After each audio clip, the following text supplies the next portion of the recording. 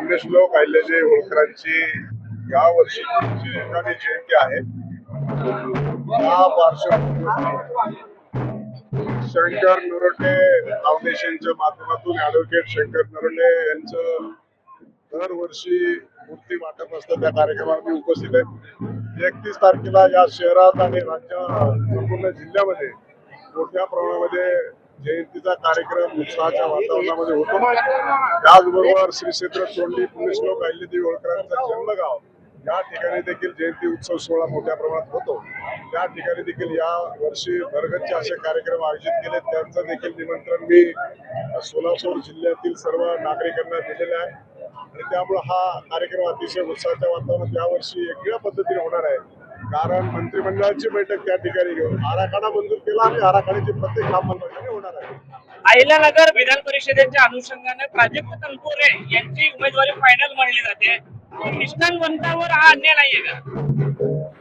मला असं वाटतं की आता 17 अधिक 1 पोटनिवडणूक अशा 18 विधान परिषदेच्या निवडणुका आहेत आणि या निवडणुकीच्या पार्श्वभूमीवरती संपूर्ण महायुतीमध्ये चर्चा सुरू आहे.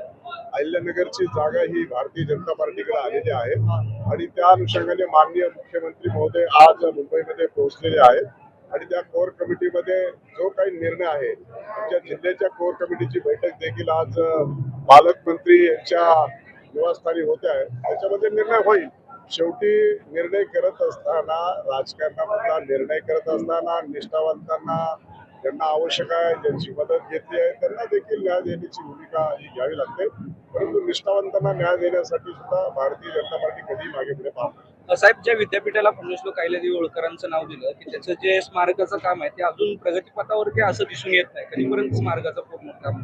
मी गेल्या वेळेस विद्यापीठाला भेट दिली होती. मला वाटतं प्राचार्य देखील त्या ठिकाणी उपस्थित आहेत. बऱ्यापैकी रस्त्याचा जो अडथळा होता तो दूर झालेला आहे आणि जे आपण म्हणताय स्मारकाचं, त्याला देखील जो निधी कमी पडत होता त्या निधीचा सुद्धा मी पाठपुरावा केलाय. आमचे कल्याण शेट्टी देखील जिल्हा अध्यक्ष आहेत, जिल्ह्यातले आमदार आहेत, ते देखील पाठपुरावा करतायत. त्यामुळे स्मारकाचा निधीचा प्रश्न नाहीये, परंतु काम रखडणं ही जरी बाब खरी असली तरी आता ते लवकरात लवकर पूर्ण करण्याच्या सूचना दिलेल्या आहेत. ते पूर्ण होईल. साहेब, खरं तर सोलापूरमध्ये 2 ठिकाणी झाडांची वृक्षतोड झालेली आहे मोठ्या आणि बेकायदेशीरपणे झालेली आहे. राज्यात अशा अनेक घटना घडत आहेत. म्हणजे नागपूरला झाली, नाशिकला झाली. कुठेतरी यावरती ठोस कारवाई होताना दिसत नाही आहे. कारण बेकायदेशीरपणे झाडं तोडली जातात. 100 वर्षाची झाडं आहेत ती तोडली जात आहे. काय आपण विधान परिषदेचे अध्यक्ष म्हणून आपण काय त्याच्यावरती ऍक्शन घ्याल? नियमाचं पालन हे सर्वांनी केलं पाहिजे. वृक्षतोड जे काही बेकायदेशीर झाले असेल ते प्रशासनाने त्याची वेळीच दखल घेतली असेल.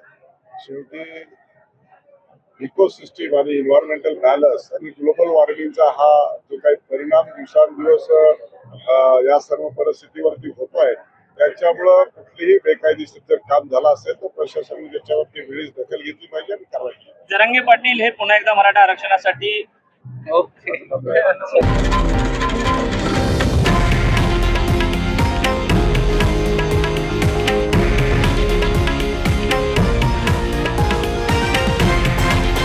हे आहे देशातील नंबर 1 न्यूज नेटवर्क आणि आपण पाहत आहात TV9 मराठी, एकमेव.